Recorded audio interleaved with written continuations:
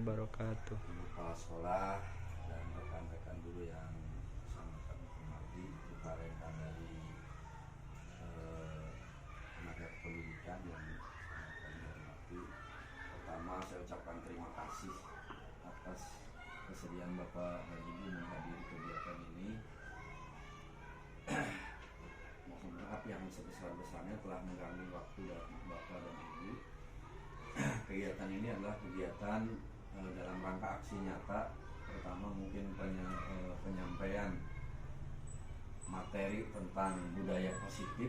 Jadi yang akan saya bahas materi kali ini yaitu tentang budaya positif dari modul 1.4. Nah, selain membagikan materi tentang budaya positif kepada rekan-rekan, saya juga sebagai calon guru penggerak mempunyai kewajiban dalam aksi nyata ini nanti berbagi. Setelah berbagi tentang hal ini dengan Bapak dan Ibu, nanti saya juga harus berbagi dengan yang lain. Nah, selain tentang presentasi apa yang didapat oleh saya pada saat mempelajari modul 1.4, nah nanti kita juga akan melaksanakan atau menerapkannya. Nah, untuk penerapannya mungkin saya sampaikan saja, nanti kita akan menerapkan tentang satu pembuatan keyakinan kelas yang mungkin kalau di guru penggerak, kalau di sekolah penggerak saya dengar sih mungkin kesepakatan kelas ya. Kalau saya di guru penggerak mendapat materinya tentang keyakinan kelas dan menerapkan segitiga restitusi. Nah, apa saja itu keyakinan kelas dan segitiga restitusi? Mari kita bahas, nanti kita bahas lagi ya. Pertama, salam dan bahagia ini disampaikan selalu dalam program pendidikan guru penggerak Bapak dan Ibu. Jadi intinya kita berusaha untuk membahagiakan diri kita, membahagiakan anak-anak kita gitu dalam hal pembelajaran. Bapak dan Ibu, yang akan kita bahas pada kesempatan ini adalah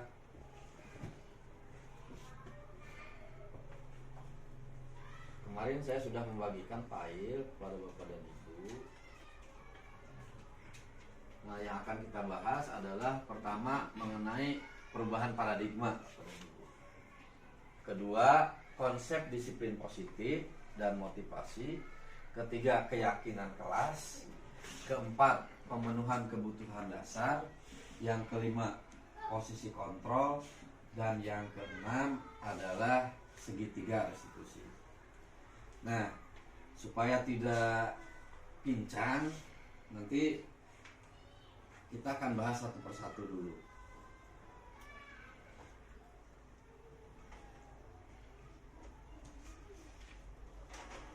Bapak dan Ibu, mengenai perubahan paradigma, yaitu perubahan cara pandang kita terhadap segala sesuatu berdasarkan berbagai pertimbangan sudut pandang.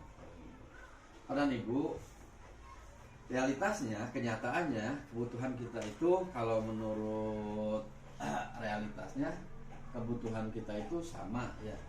Padahal menurut realitas kebutuhan kita berbeda. Ya, ini adalah sudut pandang yang berbeda dari dua hal yang kita. Padahal kenyataannya di sini ini adalah yang saya bahas tentang pemenuhan kebutuhan kita. Semua orang selama ini kita melihat bahwa semua orang itu melihat hal yang sama. Padahal kenyataannya setiap orang itu memiliki gambaran berbeda. Misalnya Pak Enju dengan Pak Nandang tentu tidak sama penglihatan melihat segala sesuatunya. Saya pernah mendengar sebuah cerita ketika seorang tidak bisa melihat, disuruh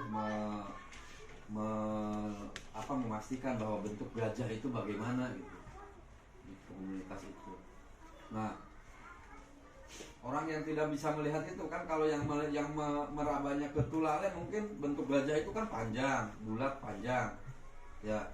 Atau kemudian tanpa melihat gajah itu ketika dapat telinganya menyatakan bahwa gajah itu lebar gitu. Atau yang lain melihat yang dipegangnya apanya itu gadingnya, menyatakan bahwa gajah itu mungkin lencok gitu. Nah itu pandangan itu tentu kan orang itu kan tidak sama. Nah selama ini kita mencoba mengubah orang agar pandangan dengan kita sama. Nah kita berusaha mohon pandangan orang lain itu berbeda tentang dunia ini. Perilaku buruk dilihat sebagai suatu kesalahan. Nah di sini kita mencoba mengubahnya dengan bahwa perilaku buruk itu tetap memiliki tujuan gitu. Nah selama ini orang lain bisa mengontrol saya, dianggapnya. Padahal sebenarnya semua perilaku itu hanya kita lah yang bisa mengontrol gitu. Jadi orang lain itu sebenarnya tidak bisa mengontrol kita gitu. Nah, kemudian saya bisa mengontrol orang lain. Ya sebenarnya kita tidak bisa mengontrol orang lain. Terus pemaksaan ada pada saat bujukan gagal. Nah, kolaborasi dan konsensus menciptakan pilihan baru. Kemudian model berpikir menang kalah, biasanya kita kan gitu mikirnya dia menang ya lah gitu. Nah, di sini yang kita ingin pelajari adalah tentang model berpikir menang-menang. Kemudian hal yang kedua, konsep disiplin. Konsep disiplin positif. Disiplin itu membuat diri kita menggali potensi menuju pada sebuah tujuan. Sesuatu itu dihargai ya dan bermakna. Dengan kata lain, disiplin diri juga mempelajari bagaimana cara kita mengontrol diri. Tidak hanya patuh saja gitu, tapi cara kita mengontrol diri dan bagaimana menguasai diri kita memiliki tindakan yang mengacu pada nilai-nilai yang kita hargai. Tuh Bapak dan Ibu, mengenai cara mengontrol. Kemudian dengan seorang yang memiliki disiplin diri berarti mereka bisa bertanggung jawab terhadap orang yang dilakukannya, karena mereka mendasarkan pada nilai-nilai kebajikan universal. Kemudian mengapa kita melakukan sesuatu? Apa kita melakukan sesuatu karena adanya dorongan dari lingkungan atau dari orang lain? Terkadang kita juga menghindari rasa sakit atau ketidaknyamanan. Nah, terkadang kita juga melakukan sesuatu karena kita ingin mendapatkan sesuatu, itu ingin mendapat penghargaan, ingin mendapat pujian, gitu. Nah, pernahkah Anda melakukan sesuatu untuk mendapatkan senyuman atau mendapat hadiah atau untuk mendapatkan uang, apalagi kira-kira alasan orang lain? Nah, menurut Diana Gossen, seorang psikolog, dalam bukunya Restructuring School Discipline menyatakan ada 3 alasan motivasi. Pertama, untuk menghindari ketidaknyamanan. Jadi motivasi itu ada 3. 1, menghindari ketidaknyamanan. Yang kedua, mendapatkan imbalan atau penghargaan dari orang lain. Yang keempat, untuk menjadi orang yang mereka inginkan dan menghargai diri sendiri dengan nilai-nilai yang mereka percaya. Jadi teori motivasi itu ada 3. 1, untuk mendapatkan menghindari ketidaknyamanan. 2, untuk mendapat penghargaan. 3, untuk menjadi orang yang mereka inginkan dan menghargai diri sendiri dengan nilai yang mereka percaya. Nah, itu mengenai teori motivasi. Kemudian mengenai keyakinan kelas. Nah, selama ini kita sudah punya peraturan kan Bapak dan Ibu di kelas kita masing-masing. Atau kalau setelah peraturan nanti kita akan ada kesepakatan kelas ya. Kalau nggak salah, kalau saya mengikuti di sekolah penggerak dikenalnya dengan kesepakatan kelas. Ya mungkin sama lah. Cuma di sini di kemarin saya bertanya mengapa sih nggak kesepakatan kelas, bukan peraturan saja. Nah, mengapa kita memiliki peraturan tentang penggunaan masker dan cuci tangan setiap saat? Mungkin jawabannya adalah untuk kesehatan atau keselamatan. Nah, Bapak dan Ibu, nilai kesehatan dan keselamatan inilah yang kita sebut dengan keyakinan. Jadi di atasnya peraturan. Kan misalnya peraturannya ketika kita sekarang misalnya pertemuan harus pakai masker gitu. Nah, nilai keyakinannya itu kan keselamatan. Jadi ada di atas peraturan. Jadi mengapa harus keyakinan kelas? Karena itu ada di atasnya dari sebuah peraturan. Kalau peraturan kan bisa saja dilanggar atau gitu. Jadi keyakinan kelas itu nilai-nilai kebajikan atau prinsip universal yang disepakati bersama secara universal. Tuh. Lepas dari latar belakang, suku, negara, bahasa maupun agama. Menurut Gosen, keyakinan itu lebih memotivasi seorang dan dari dalam atau memotivasi secara intrinsik seseorang. Jadi motivasinya, kalau motivasinya sudah dari diri kita, tentunya akan lebih berpengaruh daripada kalau peraturan kan berarti motivasinya dari luar. Dia nanti takut dihukum, takut tidak dapat hadiah gitu misalnya. Tapi kalau dengan keyakinan kelas itu nanti motivasinya yang dimunculkan dari dalam. Tuh pada nih. Kemudian pemenuhan kebutuhan dasar. Nah, seluruh tindakan manusia pada dasarnya adalah usaha untuk memenuhi kebutuhan dasarnya. Gitu. Nah, kebutuhan dasar itu ada 5 ya. Kebutuhan dasar itu yang pertama survival atau bertahan hidup, seperti makan, minum, gitu. Untuk kebutuhan hidup. Kemudian ada kebutuhan love and belonging.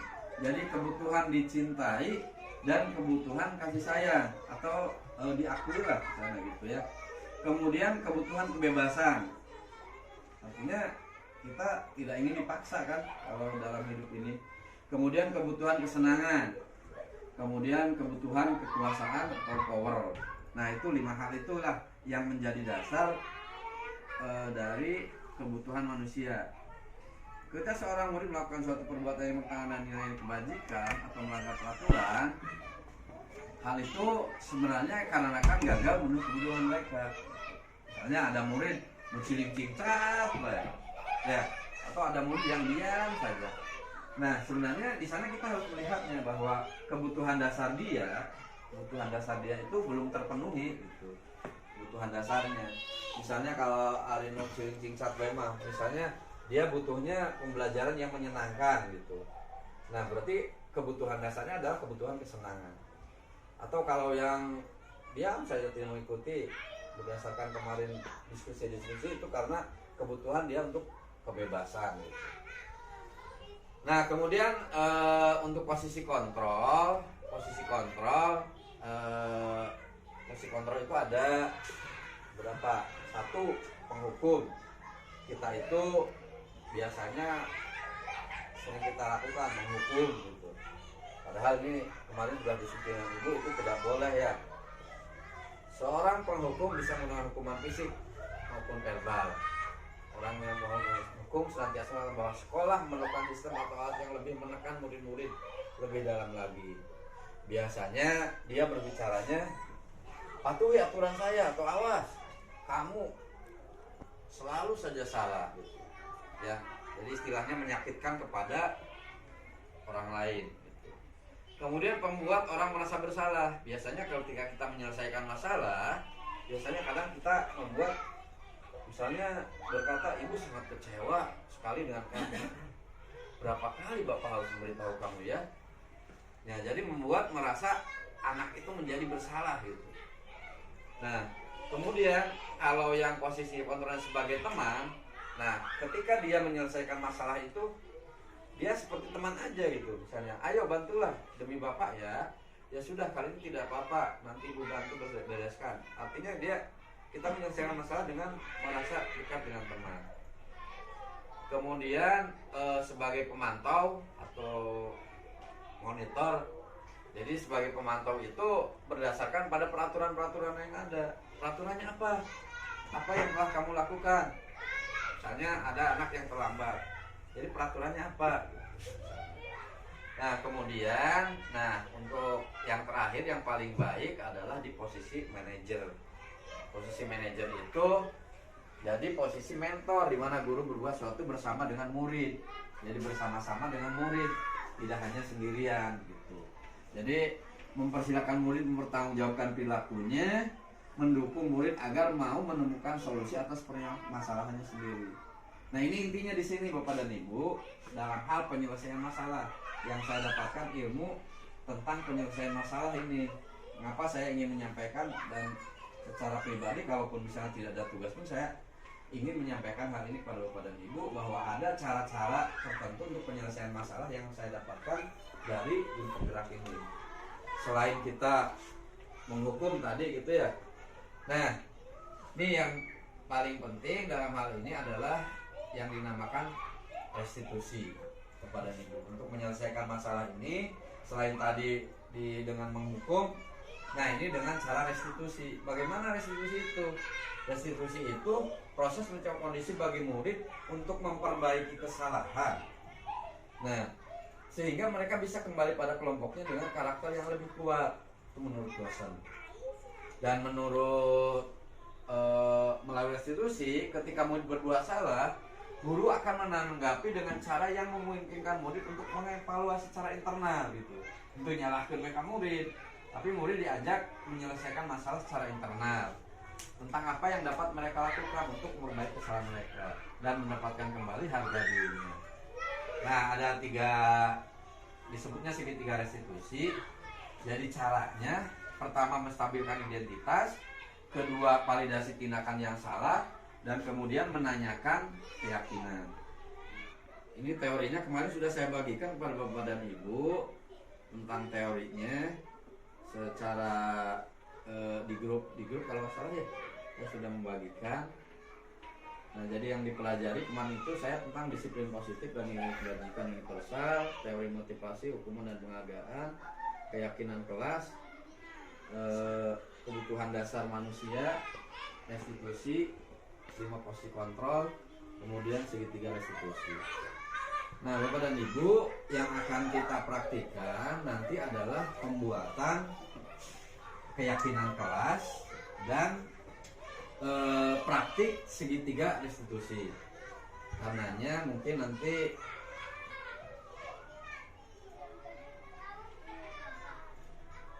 perubahan paradigma selama ini Bapak dan Ibu, mungkin saya bahas dulu sebentar. Selama ini mungkin ilusi bahwa guru itu mengontrol murid, padahal kenyataannya tidak bisa kalau muridnya tidak mengizinkan gitu. Ilusi bahwa kritik dan membuat orang merasa bersalah dapat menguatkan karakter, sebuah ilusi ya. Jadi artinya tidak berguna untuk kedepannya gitu. Ketika anak dikritik itu sebenarnya kadang hanya pada saat itu, tapi ketika nantinya kan jadi masalah lagi untuk kita gitu. Nah, tadi yang saya sampaikan tentang kita mencoba mengubah orang agar pandangan sama dengan kita itu tentang stimulus respon dan teori kontrol. Tentang disiplin positif ini ya, yang ini. Nah, ini Bapak dan Ibu ya, tentang hal ini, tentang makna disiplin, teori motivasi, posisi kontrol. Mungkin penjelasan saya secara tidak itu ya. Nah, mungkin yang akan kita bahas, karena yang akan kita bahas adalah nilai-nilai kebajikan, yang akan kita perdalam adalah nilai-nilai kebajikan universal ini. Nanti Bapak dan Ibu, nanti kita akan membuat keyakinan kelas. Keyakinan kelas itu nanti yang ditampilkan adalah nilai-nilai kebajikan universal, Bapak dan Ibu. Nilai-nilai kebajikan universal itu misalnya ketika kita punya peraturan tentang datang harus tepat waktu, maka di sana nilai kebajikannya adalah disiplin positif, disiplin tepat waktu misalnya. Ketika kita ada peraturan untuk saling membantu itu, kemarin disampaikan oleh Ibu Mantri tentang budaya 10 budaya malu. Ini memang sudah sangat itu, tinggal diambil nilai kebajikannya. Nah, itulah menjadi menjadi keyakinan kelas kita gitu. Bertanggung jawab ya, atau dilarang mengganggu orang lain. Maka keyakinan kelasnya kira-kira apa? Lihat, dilarang mengganggu orang lain. Kemudian kira-kira kalau dilarang mengganggu orang lain, keyakinan kelasnya apa? Ya, berarti dilarang mengganggu orang lain. Dalam ketika kita mengganggu orang lain, berarti kita tidak Ya, tidak menghormati orang lain. Maka di sini keyakinan kelasnya adalah kita harus menghormati orang lain. Di sini keyakinan kelasnya menghormati orang lain. Kemudian hadir di sekolah 15 menit pembelajaran dimulai. Ini berarti apa? Disiplin ya, tepat waktu. Ya, tepat waktu, disiplin ya. Dilarang melakukan kekerasan. Berarti apa kita? Berarti ya seperti tadi mungkin satu boleh kemanusiaan, mungkin kalau dengan kekerasan maka akan terjadi kecelakaan, mungkin bisa keselamatan ya, atau bisa saja seperti tadi menghormati orang lain gitu, bergantian atau menunggu giliran. Iya, budaya antri. Berarti itu keyakinan kelasnya kita apa? Harus apa? Sabar menunggu. Nah, sabar, tertib. Itu Bapak dan Ibu, di sini keyakinan kelas itu diambil dari peraturan-peraturan. Maka gini, nanti tanggung jawab menghormati orang lain tuh, hadir tepat waktu tuh, menghormati tuh, dari jawaban yang tadi tuh. Dilarang melakukan kekerasan, tadi kan keselamatan atau menghormati orang lain, keyakinan kelasnya. Jadi nanti saya minta ke teman-teman untuk membuat keyakinan kelasnya masing-masing gitu. Ya peraturannya sih apa aja lah, silahkan di kelasnya yang diterapkan. Tapi yang diminta adalah peraturan, dari peraturan itu disarikan menjadi keyakinan kelas gitu. Tuh. Misalnya dilarang menggunakan narkoba, kan kesehatan. Gunakan masker, kesehatan atau keselamatan.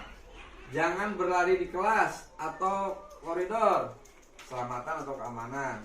Kan kita banyak anak main bola misalnya, dilarang main bola di kelas itu, bisa saja itu kan keselamatan.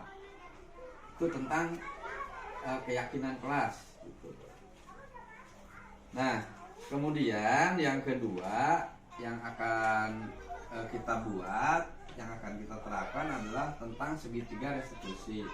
Nah, untuk hal ini, untuk segitiga restitusi, karena ini praktik. Nah, untuk praktiknya kemarin saya sudah mencoba membuat 2 skenario. Nanti saya bagikan lah skenarionya tentang segitiga restitusi ini. Yang satu lagi, maaf ini agak lama ya.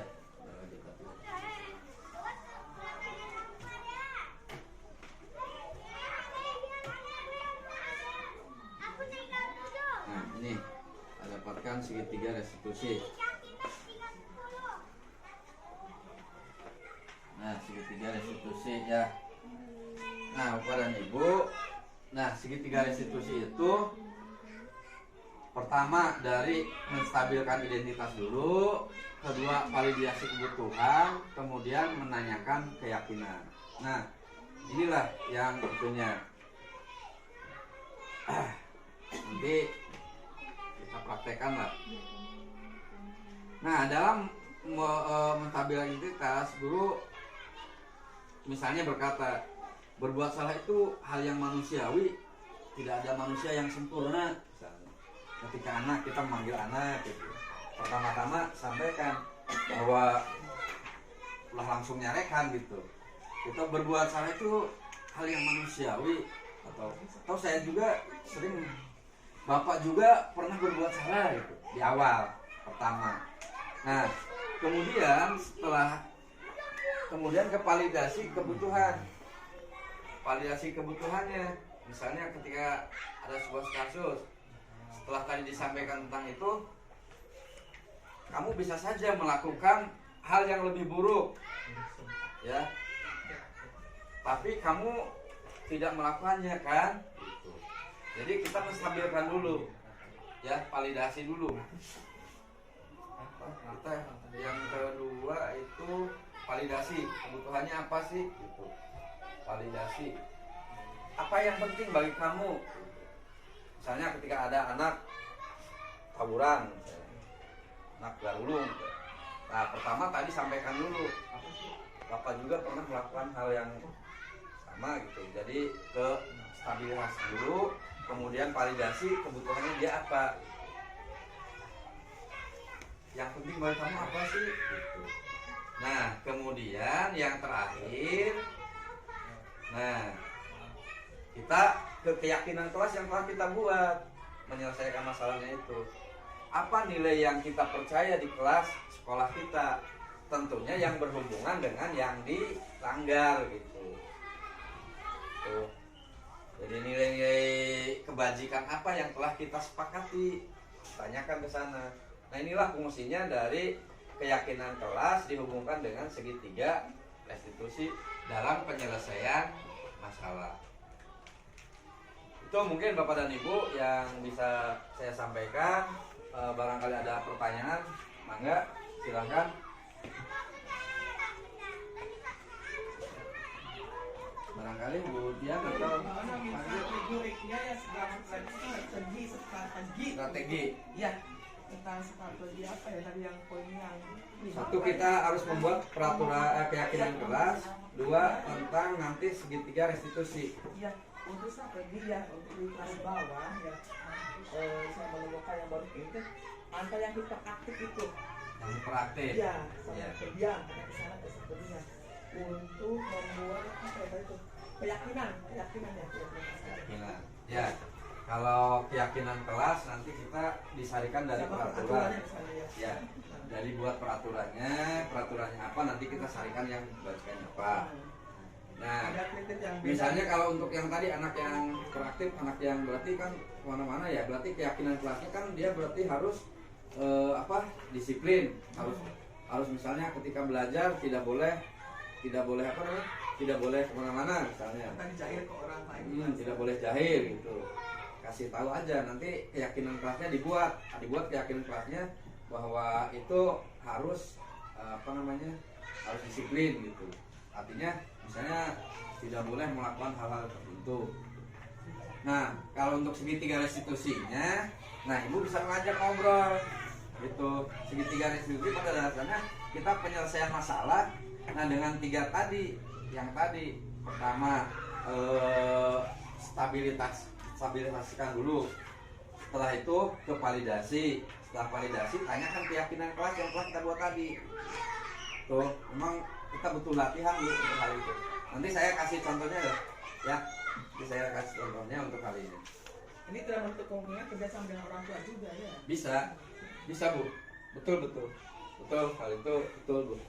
Jadi Kebiasaan dari sekolah rumah. Iya, betul sekali. Itu saja. Masih ada Yang pendiam punya gimana pertanyaan? nih? Oh, yang pendiam. Ya, Yang cici pendiam. untuk yang pendiam. Tadi Nah, kan super ya. Untuk keyakinan kelasnya ya, untuk keyakinan kelasnya kita buat peraturannya ketika anak belajar itu harus gimana. Apakah harus membuat pertanyaan atau apa? Pokoknya diawali dengan buat peraturan dulu Bu. Nanti setelah peraturan ada, nanti diambil, nanti kebuat keyakinan kelasnya apa? Berarti kan disiplin, harus belajar disiplin gitu. Ya. Nah kalau untuk segitiga restitusinya tetap tadi ngajak ngobrol, validasi dulu, terus stabilisasi, nanti baru ke keyakinan kelas kembalinya Bu. Kamu tahu keyakinan kelasnya kita apa kan gitu. Itu di akhirnya sih. Jadi tetap mengembalikan ke sana. Itu saja mungkin penjelasan saya kurang memuaskan kepada Ibu. Mohon maaf sekali lagi. Terima kasih atas perhatian Bapak dan Ibu. Sekali lagi mohon maaf yang sebesar-besarnya telah mengganggu waktu Bapak dan Ibu. Saya akhiri. Assalamualaikum warahmatullahi wabarakatuh.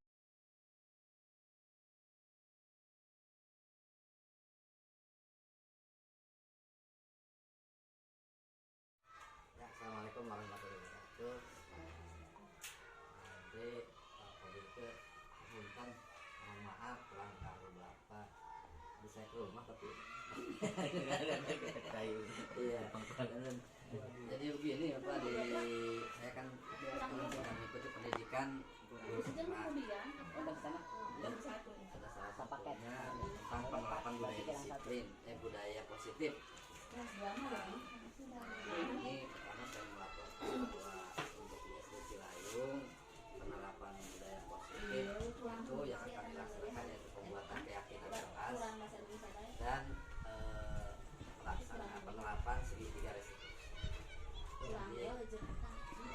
Tapi budaya positif kan banyak Pak ya. Pertama ada disiplin positif,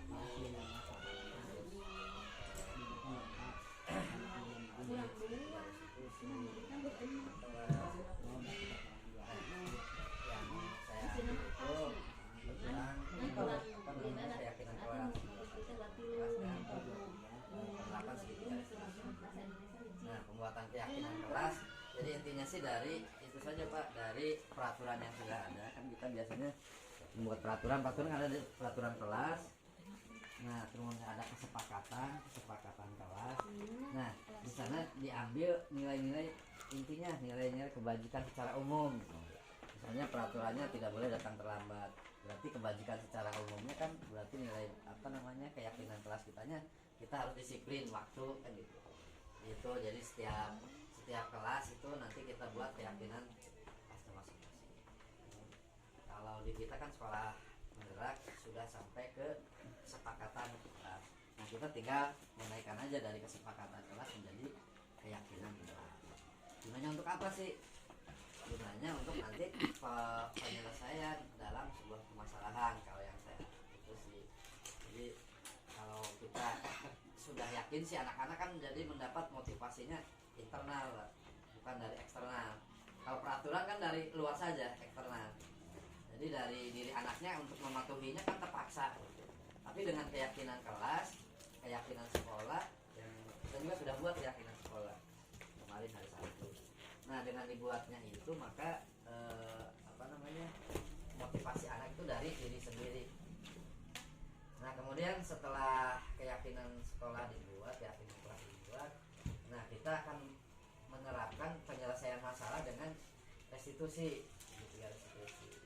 Nah, penyelesaian masalah ini, restitusi ini sengaja dipakai karena kalau untuk penyelesaiannya kolaborasi antara guru dengan murid gitu. Jadi kan biasanya kalau kita sih biasanya kan model seperti kita menghukum anak harus ini kan gitu ya. Tapi ada satu penyelesaian masalah yang bisa dilakukan yang namanya restitusi. Dengan restitusi itu pertama kita stabilkan dulu anak langkahnya sih. Kedua validasi kesalahannya apa. Nah, nanti terakhir anak ditanya tentang keyakinan yang telah dibuat tadi, keyakinan sekolah, keyakinan kelas. Nah, dari sana nanti anak biar menyelesaikannya, dia mau menyelesaikannya apa gitu. Tuh. Jadi nanti anak tidak akan tidak akan tertekan, tidak akan punya dendam gitu. Intinya sih kesana. Itu mungkin yang kami terapkan. Mohon maaf saya telah mengganggu waktunya. Jadi, itu mungkin dari saya. Sekali lagi ini sekedar laporan. Itu mungkin Pak. Ya,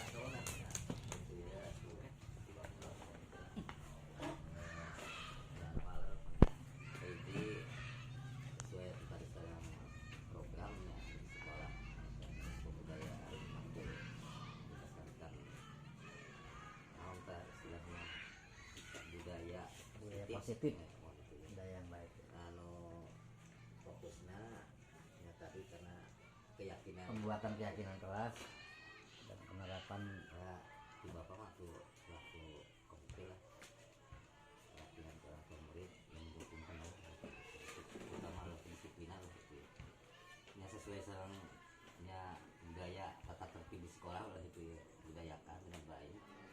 Lalu ketegasan dari samping itu program ini adalah kita berkaitan ya saling mengisi yang antara untuk kedisiplinan tentu adalah sebelum siswa mungkin adalah kita dulu ya selaku pendidiknya ya. Yang seterusnya apapun yang direncanakan sesuai dengan program, lalu jangan istilahnya jangan ditinggalkan dalam komunikasi dengan orang tua murid lah gitu. Kalau ada permasalahan ya fokusnya ya intinya mendukung penuh lah dengan program ini karena SD kita adalah menjadikan SD penggerak ya. Jadi kita laksanakan ya yang sudah dilihat lah budaya-budaya tata tertib di sekolah. Nah, ya ini istilahnya jadi pertama adalah masuk sekolah, masuk dan pulang siswa sesuai dengan peraturan, lalu program pembelajaran, lintasan dari awal menentukan masuk pukul 7 atau 7.30 ya dilaksanakan. Ada anak-anak yang tertinggal atau apa istilahnya non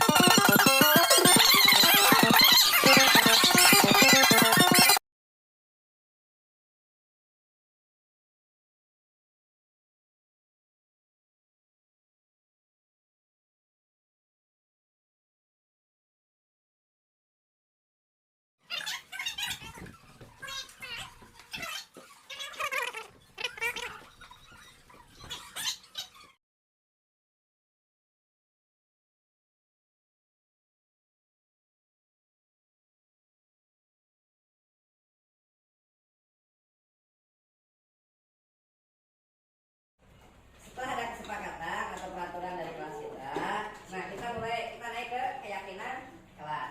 Datang ke sekolah tepat waktu, berarti keyakinan kelas kita apa? Disiplin. Kayak tulisnya disiplin.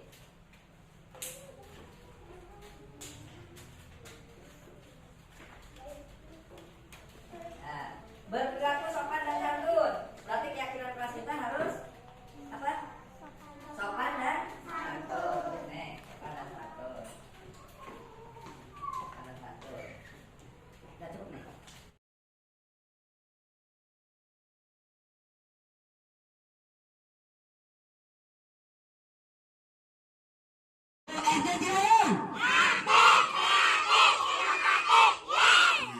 Aktif, kreatif, inovatif.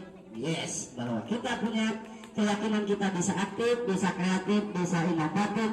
Ya, itu teman-teman hari ini setelah minggu-minggu kemarin kita membuat keyakinan kelas di kelas masing-masing, kita sekarang akan membuat keyakinan sekolah.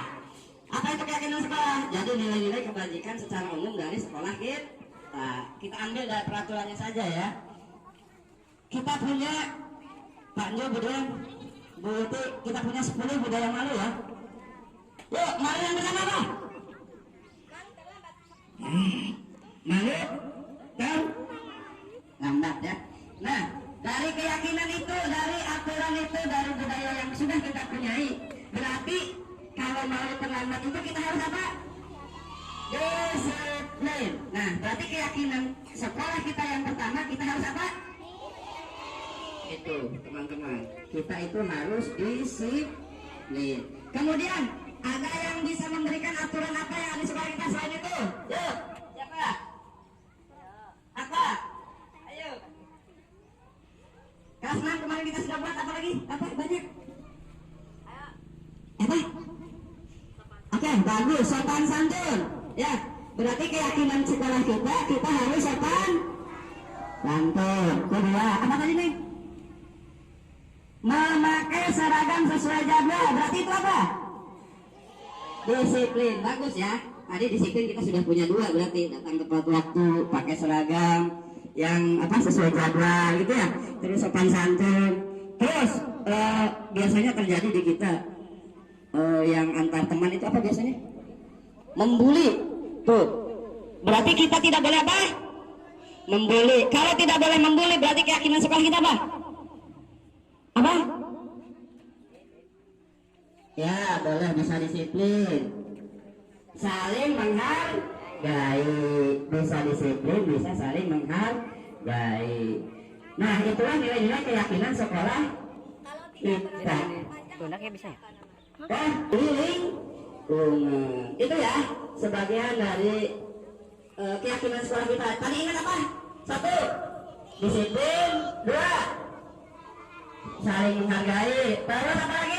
Sopan santun. Apa lagi? Peduli lingkungan.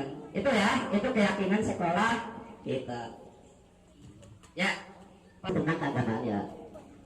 Kita kalau mau belajar harus apa?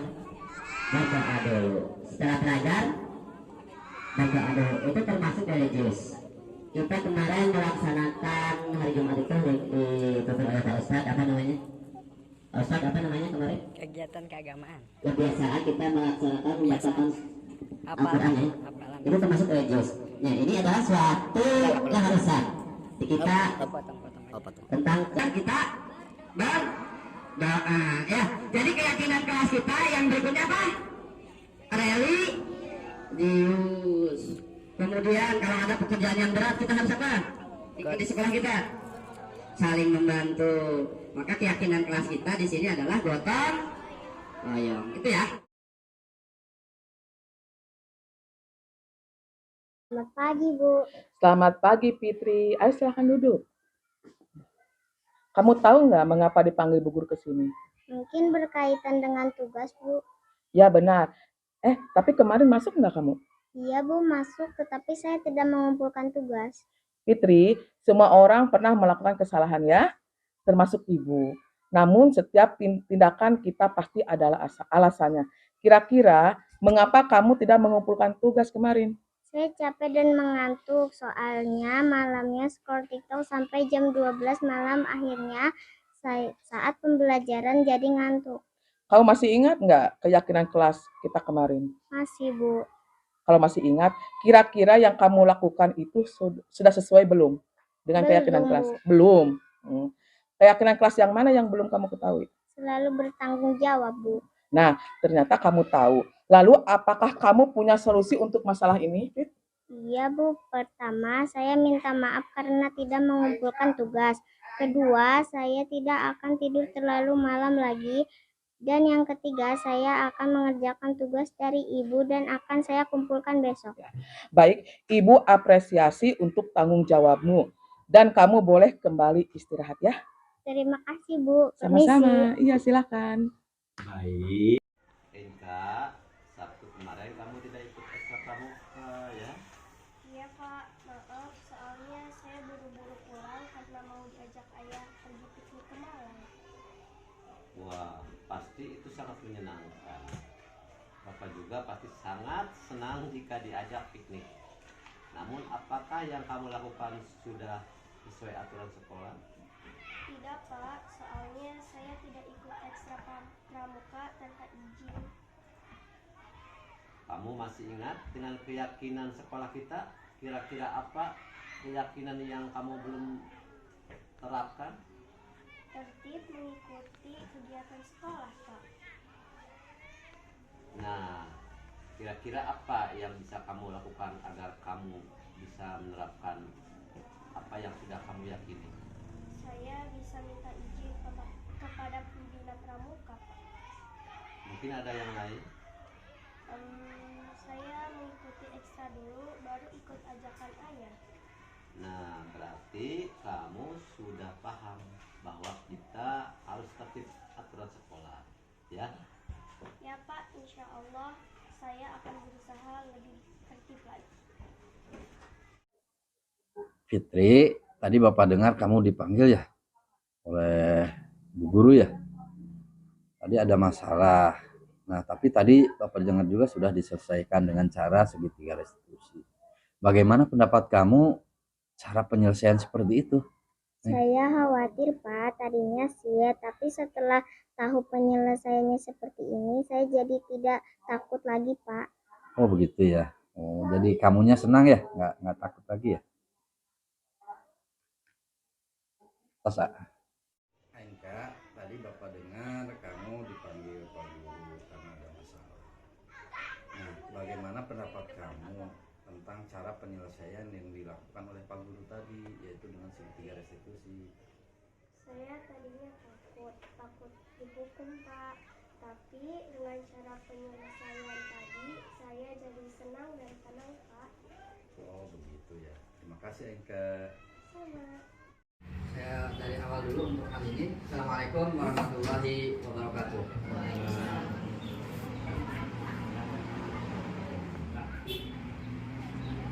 Bapak dan Ibu, pertama perkenalkan dulu. Tahu saya Karsono. Saya sekarang berada di program pendidikan guru penggerak angkatan 8 Kabupaten Kuningan. Saya berada di kelompok dengan fasilitatornya Bu Pamula Krisna Suri, dia orang Jogja, CPNS di NTT, kemudian menikah dengan orang Riau, sekarang ini Pekanbaru Riau. Jadi ya sudah nasional sekali gitu ya. Kemudian ada pengajar praktik yaitu Pak Andri Priyanto SPD, beliau dari SMP 1 ya. Beliau dari SMP 1 Kuningan. Bapak dan Ibu, pada kesempatan ini saya akan berbagi tentang budaya positif. Nah, topik yang dipelajari yaitu tentang paradigma pertama satu, disiplin positif dan nilai-nilai kebajikan universal. Kedua, teori motivasi, hukuman dan penghargaan juga restitusi. Berikutnya tentang keyakinan kelas, kebutuhan dasar manusia dan dunia berkualitas. Ini yang paling penting harus kita ketahui. Ini penting juga kita ketahui bahwa kita punya kebutuhan dasar. Baik. Kemudian untuk penyelesaian masalah, sebelum masuk ke restitusi, ini hubungan dengan restitusi ada 5 posisi kontrol. Nanti kita perdalam. Dan yang terakhir adalah tentang segitiga restitusi. Nanti kita akan bahas satu persatu. Nah, di tugas saya sudah memilih 2, karena minimal harus 2 untuk diterapkan. Jadi untuk penerapan saya pertama menerapkan pembuatan keyakinan kelas dan penerapan segitiga restitusi. Berikutnya, Bapak dan Ibu, coba kepalkan Bapak dan Ibu, kepalkan tangannya semuanya. Silakan dikepalkan tangannya. Misalnya begini, Bapak dan Ibu mau megang sesuatu yang berharga. Dan ada teman-teman. Misalnya teman-teman Bapak dan Ibu minta dibuka dengan membujuk, dengan tertarik atau mengancam segala macam. Nah, kira-kira kalau kita tidak memberi kesempatan atau memberinya membuka, ya, ini yang paling penting di sini perlu kita ketahui bahwa kontrol itu ada pada kita. Walaupun di sini ada gitu, tapi kalau kita tidak membukanya, kita tidak memberi kesempatan, diri kita tidak memberi kesempatan kepada orang untuk membukanya, saya yakin tidak akan terbuka ini. Walaupun dibujuk tuh, diancam, dirayu, disuap atau segala macam. Jadi yang paling utama, yang pertama adalah tentang perubahan paradigma kita bahwa kontrol itu ada pada kita gitu. Itu kepada Ibu yang pertama. Lanjutkan. Kemudian paradigma yang kedua, Bapak dan Ibu, kita menganggap bahwa ilusi guru mengontrol murid. Kita menganggap bahwa kita bisa mengontrol murid. Hubungannya dengan yang tadi, Bapak dan Ibu, sebenarnya kalau murid sebagai pemegang tadi kekuasaan untuk dirinya, kalau dia tidak memberikan kesempatan kepada kita, maka kita sebenarnya tidak akan bisa mengontrol sebenarnya. Coba saja kalau misalnya anak-anak pengen ngeyel gitu, kan kita tidak bisa apa. Tapi kalau anak-anak memberi kesempatan, saya yakin bisa gitu mengontrol anak. Misalnya anak harus ini, harus melakukan itu segala macam. Nah, ketika kita mengontrol sebenarnya ini adalah anak memberi kesempatan seperti tadi kita memberi kesempatan kepada orang lain untuk mengontrolnya gitu.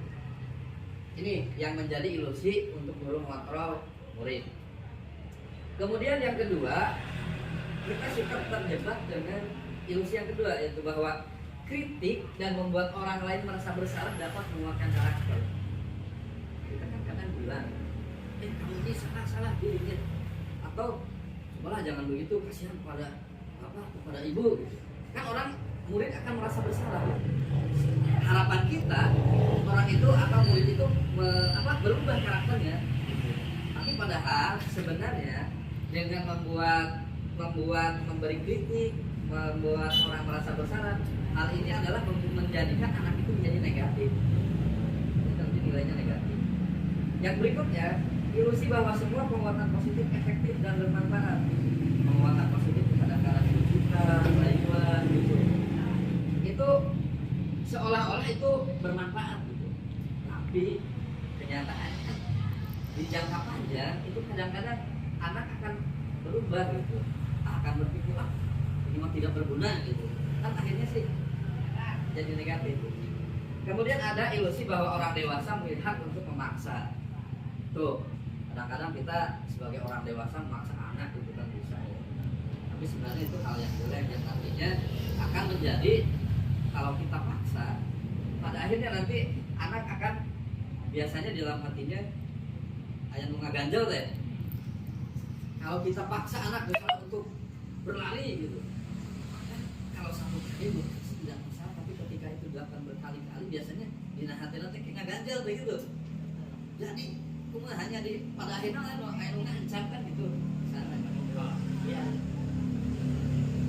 itu mendengkal dia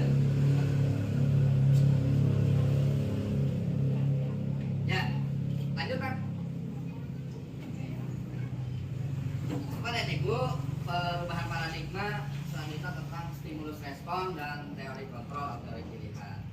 Kita di teori kontrol tadi yang disampaikan, kita berusaha memahami pandangan orang lain tentang dunia, bahwa pandangan kita itu berbeda. Kalau di stimulus respon kita menganggap bahwa pandangan kita itu sama terhadap sesuatu hal. Tapi kalau di teori kontrol yang memahami pandangan orang lain itu lebih berbeda, tidak sama. Berikutnya, semua perilaku memiliki tujuan. Nah, di dalam stimulus respon kita menganggap jika sesuatu yang salah itu kan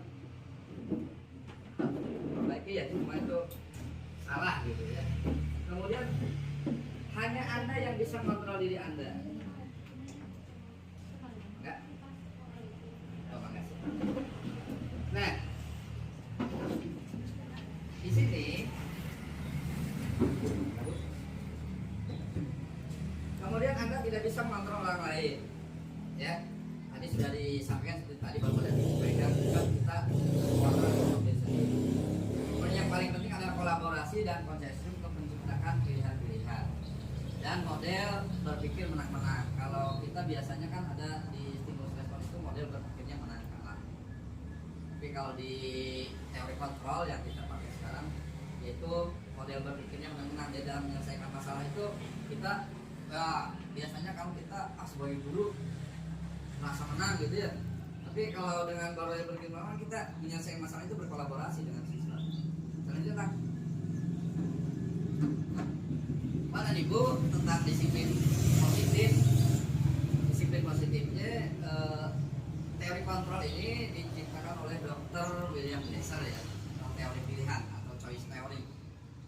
Nah, pertama teori kontrolnya, Anda tidak bisa mengontrol orang lain, hanya Anda yang bisa mengontrol diri Anda sendiri.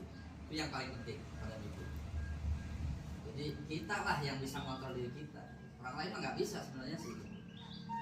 Makna disiplin di sini belajar kontrol diri dengan menggali potensi kita agar tercapai tujuan mulia, yaitu sesuatu yang menjadi seorang yang diinginkan berdasarkan nilai-nilai yang kita hargai. Jadi berdasarkan kepada nilai-nilai diri kita yang kita hargai sendiri. Kemudian teori yang kedua, semua perilaku memiliki tujuan. Nah, di sini kita akan belajar tentang teori motivasi. teori motivasi itu begini Bapak dan Ibu. Kita biasanya dalam melakukan sesuatu, satu biasanya menghindari hukuman. Misalnya anak disuruh membawa sesuatu, dia kadang-kadang berpikirnya satu kan menghindari hukuman, atau kedua untuk mendapatkan penghargaan atau imbalan. Nah, yang ketiga teori motivasi itu untuk menghargai diri sendiri. Nah, dari sini kan nanti muncul nilai-nilai kebajikan universal dan pada akhirnya nanti kita terapkan menjadi sebuah keyakinan kelas. Nah, dari keyakinan kelas ini nanti munculnya ke budaya positif yang itu. Kemudian model berpikir menang-menang, kolaborasi dan konsesi menciptakan pilihan baru. Sini akan kita belajar tentang 5 posisi kontrol. Posisi kontrol itu kita sebagai biasanya kita sebagai penghukum. Ada 5 posisi kontrol itu. 1 penghukum. Kalau penghukum itu kita guru itu menjalankan hukum murid. Jadi kalau murid melakukan kesalahan itu kalau melanggar itu kita langsung menghukumnya gitu, beri hukuman. Kemudian ada yang membuat merasa bersalah. Tadi kamu mah tidak kasihan kepada saya, maneh mati taruhnya ke bapak, ke ibu. Nah itu kemudian ada posisinya sebagai teman. Kalau sebagai teman, kepada ibu posisikan sebagai teman. Muridnya diajak ngobrol segala menjadi babaturannya gitu. Kemudian pemantau. Kalau pemantau ini, kalau untuk pemantau itu jika terjadi kesalahan ini dihubungkan dengan aturan yang ada. Misalnya aturan yang adanya dia tidak boleh datang terlambat. Maka kalau pemantau sih kita menghubungkannya ke sana. Kemudian manajer ini yang paling utama. Kalau manajer itu jadi kita menyesuaikan dengan dan berkolaborasi dengan siswa gitu. Nah, ini penyelesaiannya manajer itu dengan segitiga restitusi. Kemarin saya sudah mengajak Budian, Pak Ju untuk menerapkan segitiga restitusi. Dalam segitiga restitusi ada 3 kegiatan. Yang pertama menstabilkan identitas, kedua ketiga menanyakan keyakinan. Nah inilah gunanya keyakinan kelas.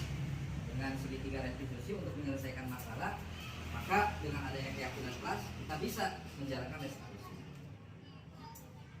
Kemudian Bapak dan Ibu, teori kelima, realitas kebutuhan kita berbeda. Kita berusaha memakai pandangan orang lain tentang dunia. Setiap orang memiliki gambaran berbeda. Tidak sama. Pak Jojo, Pak Nanda, pandangannya berbeda tentang saya. Dia tentu berbeda juga. Atau siapa saja sama. Tidak sama setiap orang itu melihat sesuatu masalah.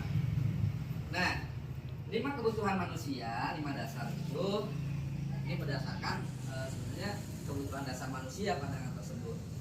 Pertama bertahan hidup, kedua penguasaan, ketiga kasih sayang dan rasa diterima, keempat kesenangan, dan kelima kebenaran. Itulah tentang disiplin positif. Lanjut Pak. Sekarang saya tanya dulu kepada Bapak dan Ibu semuanya. Kalau kita mendengarkan kata disiplin, coba dari Pak Ero dulu. Pak Ero, menurut kalau kita mendengar kata disiplin, apa sih artinya? Di pikiran Pak Ero aja. Mematuhi. Lanjut. Melaksanakan, mematuhi peraturan. Kemudian di pikiran mematuhi. Lanjut. Mematuhi, melaksanakan. Mana dah? Coba. Saya ingin tahu di pikiran lagi apa Pak? Apa? Apa? Mematuhi peraturan. Adik. Taati. Oh, taati. Saya ingin tahu dulu. Daya hidup tertib. Tidak, ya, Bu Meme. Taati dan melaksanakan peraturannya. Bu, taati. Ya, oke Bu. Bu, menaati ya. Nah, secara umum memang betul artinya itu hubungannya dengan kita kepatuhan, menaati, melaksanakan segala macam ya Bu ya. Tapi sebenarnya makna disiplin yang ingin kita terapkan di sini adalah disiplin positif. Artinya kalau kita tadi melaksanakan, mematuhi, itu kan disiplin artinya mematuhi aturan dari luar kan, bukan dari kita, eksternal kan. Nah, nanti yang akan kita pelajari adalah tentang disiplin positif. Artinya disiplinnya itu dari diri sendiri. Nah, kalau disiplin dari diri sendiri, pelaksanaannya saya yakin akan lebih dari pelaksanaan disiplin yang secara eksternal. Artinya yang mempengaruhi eksternal. Kalau yang dari dirinya sendiri punya istilahnya, kalau sudah punya niat dari dirinya sih pasti dilaksanakan walaupun bagaimanapun. Tapi kalau yang tidak ya, pada ibu, disiplin itu berasal dari bahasa Latin. Disiplin itu belajar. Nah, makna asal dari kata ini berkonotasi dengan disiplin diri dari murid-murid Sokrates dan Plato. Itu menurut sejarah. Disiplin diri membuat orang menggali potensinya menuju sebuah tujuan apa yang dia hargai. Ini yang paling penting di sini, buat orang menggali potensinya, artinya untuk menuju sebuah tujuan. Namun dalam budaya kita makna kata telah berubah menjadi sesuatu yang berseorang pada orang lain untuk mendapatkan kepatuhan. Intinya di budaya kita berubahnya ke sini. Kecenderungan umum adalah menghubungkan kata disiplin dengan ketidaknyamanan, bukan dengan apa yang kita hargai atau pencapaian suatu tujuan mulia. Jadi dalam hal ini kita ingin kembalikan bahwa disiplin itu untuk dikembalikan dengan apa yang kita hargai. Lanjutkan. Kemudian nilai kebajikan universal. Nilai kebajikan universal yaitu setiap perilaku punya tujuan. Bahwa nilai kebajikan universal itu nilai yang merupakan tujuan yang mulia yang ingin dicapai oleh setiap individu. Nilai tersebut bersifat universal, lintas bahasa, suku, agama maupun latar belakang. Di kurikulum di sekolah penggerak, mana mungkin apa ya tentang, atau kita juga di kakak kita sudah belajar tentang dimensi profil pelajar Pancasila. Itulah contoh-contoh dari nilai kebajikan universal. Untuk di sekolah penggerak kan beriman, bertakwa pada Tuhan Yang Maha Esa, berakhlak mulia, mandiri, bernalar kritis, berpemikiran global, bergotong royong, kreatif. Tuh. Nah ini nih nilai kebajikan. Lanjut lah. Kemudian teori motivasi perilaku manusia. Nah, tadi sudah saya sampaikan bahwa motivasi seseorang itu biasanya dari 3. 1. Menghindari hukuman atau ketidaknyamanan. 2. Mendapat imbalan atau penghargaan. Misalnya anak melakukan sesuatu untuk mendapat supaya ranking 1 kan gitu. Atau yang paling utama ini untuk menghargai diri sendiri. Saya akan menjadi seorang yang seperti apa? Seperti apa bila saya melakukannya. Jadi untuk menghargai dirinya sendiri, itu motivasinya. Nah, untuk yang tadi sudah saya kupas juga bahwa untuk motivasi yang 2 ini, untuk yang hukuman, untuk mendapat penghargaan dari eksternal. Tadi untuk melanggar aturan, untuk melaksanakan aturan, itu kalau tadi tentang budaya juga ya, itu kan dari luar. Tapi yang paling penting kita harus menanamkan tentang motivasi ini yang kita gunakan adalah untuk menghargai diri kita sendiri. Ini lah yang kenapa? Karena ini dari motivasi internal dari diri sendiri. Lanjutkan. Nah, ini yang selalu dipelajari bahwa kita waktu kuliah Handayani ya dari mulai. Nah, Bapak pendidikan kita Ki Hajar Dewantara menyatakan bahwa merdeka itu menurut Ki Hajar Dewantara itu merdeka itu artinya tidak terlepas dari perintah. Bukan artinya bebas sebenarnya merdeka. Bukan tidak hanya terlepas dari perintah, tetapi juga cakap membuat memerintahkan diri sendiri. Artinya biasanya kita sih takutnya ke hukuman, ke penghargaan tadi. Tapi dengan merdeka itu artinya kita yang bisa mengatur kita tadi, menghargai diri kita sendiri.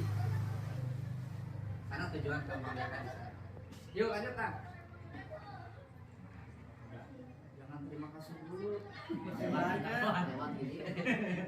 Masih banyak. 237.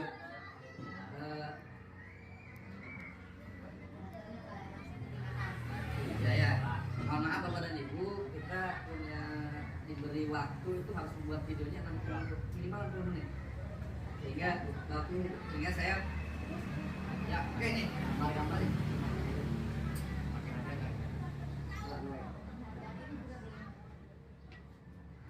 Nah, udah ini belum ya? Lag ya? Ini Bapak dan Ibu, mungkin Budian, Pak Ju sering mendengar saya tentang ranking ya, ranking di sekolah. Ranking di sekolah terus terang saya orang yang anti ranking gitu, peringkat tuh. Kenapa? Pemberian penghargaan itu intinya menghukum, aslinya menghukum yang tidak dapat ranking. Waduh, bagaimana caranya nih supaya dapat ranking kan gitu? Yang sudah dapat ranking, waduh, gimana Mbak itu? Sebenarnya itu untuk menghukum gitu. Sehingga ini menurut apa namanya? Menurut penelitian, penghargaan itu menurunkan kualitas. Kenapa? Karena dia mengerjakan sesuatu ketika dihargai aja. Kalau tidak dihargai ya tidak. Kemudian penghargaan mematikan kreativitas. Tadi kalau tidak menghargai, ya, gitu. Kalau tidak dihargai, tidak diberi hadiah, tidak bekerja. Kemudian penghargaan mengurangi motivasi intrinsik. Betul. Jadi anak itu tidak belajar dari hatinya, dari kerja dari hatinya. Jadi terpaksa. Paksanya oleh apa? Dihukum oleh penghargaan itu, gitu. Pak Isa, siapa? Singlek.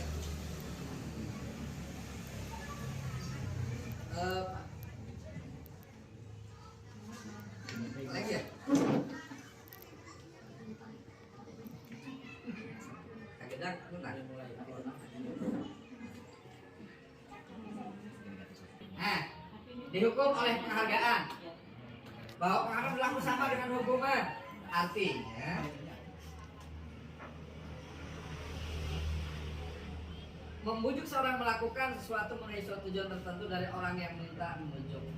Dorongan eksternal dan ada faktor ketergantungan. Ini ya, pada ibu.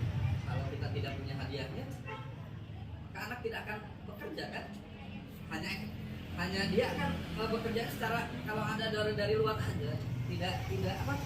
Sisikan eksternal, tidak dari dirinya gitu, bukan dari internal. Beberapa dari penghargaan, nih dampaknya.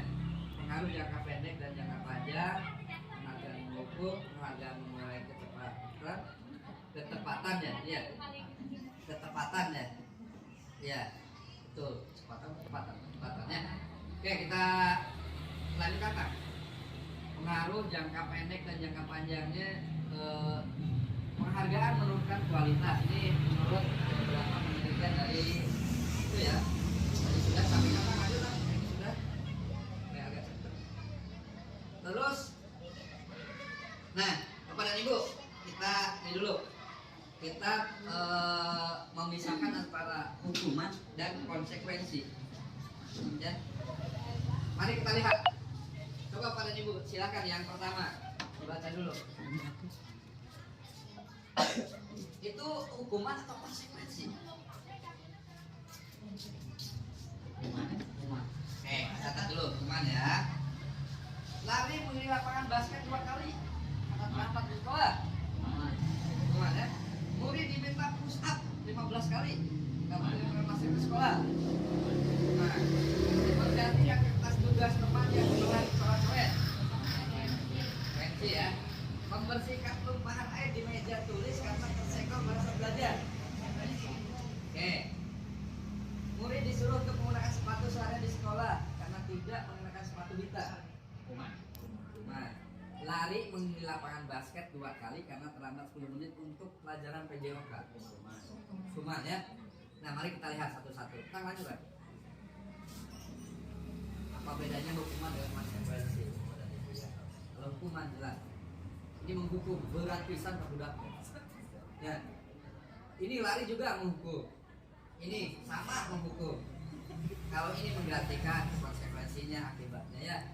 Tuh, membersihkan tumpahan air di meja tulis, itu konsekuensi. Kemudian murid disuruh mengenakan sepatu, ini sampai seharian itu mah hukuman jelas. Yang jelas Pak, kalau menghukum itu intinya apa Pak Jo? Kalau hukum itu berarti Iya, fisik. Yang paling penting adalah memberatkan. Lamun gitu kira-kira kumaha Pak? Namun dihukum ya urang teh. Dina hate urang teh kumaha cing? Pasti suatu saat nanti. Gitu kan? Nah, yang terakhir nih, ini saya juga tadinya berpikir apa sok? Ini konsekuensi ya. Nah ini di sini. Karena itunya, ya pada ibu pelanggarannya karena ini ya. Yuk lanjut. Nah ya, itulah bedanya hukuman dengan konsekuensi. Ya. Lanjut. Hukuman perbedaan konsekuensi. Nah, hukuman itu sesuatu yang menyakitkan terjadi. Kalau di konsekuensi nggak terlalu menyakitkan sih karena kita menggantikan ya. Misalnya tadi ayat tumpahan kan gitu kita bersihkan kan tidak terlalu sakit ya kita. Kemudian membuat anak sakit untuk jangka waktu lama, betul ya. Walaupun di dalam hati juga. Itu tadi saya sampaikan. Kalau kita sering dihukum kan akhirnya apa? Mengkal cekudiana. Membuat anak merasa tidak nyaman dalam jangka waktu pendek. Kalau untuk yang tadi sih ya membersihkan ini malah terlalu lama lah ya. Membenci kedisiplinan pastilah kalau yang sering dihukum sih benci disiplin. Kalau yang itu sih menghargai, dipaksa, jelas ini dipaksa. Kalau untuk hukuman itu pasti ini karena terpaksa. Terus stimulusnya tanggapan, ini sih tanggapan dari karena misalnya menumpahkan kan tanggapan kita. Kemudian konsep diri yang buruk, konsep dirinya baik. Anak belajar untuk menyembunyikan kesalahan, anak belajar untuk menghormati peraturan. Marah, pasti nih. Rasa bersalah, mempermalukan, rasa takut. Kehilangan hak, dibuat tidak dimanja. Tak lanjut. Kepada Ibu, di dalam rancangan aksi nyata, saya pertama karena di Cilayung belum ada keyakinan kelas, di Cilayung, maka yang pertama saya akan membuat keyakinan kelas, pembentukan keyakinan kelas, dan yang kedua adalah pelaksanaan segitiga resolusi. Ini sudah saya lakukan. Kalau ukurnya satu adanya master keyakinan kelas, alhamdulillah sudah ada lalu kemudian dulu saya melakukan segitiga resolusi, kemudian saya mengajak ujian Panju walaupun hanya baru beberapa orang lah karena keterbatasan waktu lah belum bisa semuanya. Oke lanjut Pak. Apa itu restitusi? Ini yang kita dulu pada itu. Restitusi itu menciptakan kondisi bagi murid untuk memperbaiki kesalahan mereka.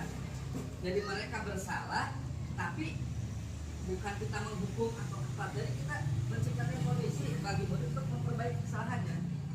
Jadi biarkan dia sendiri yang memberi atau apa hukumannya atau bukan hukuman dia.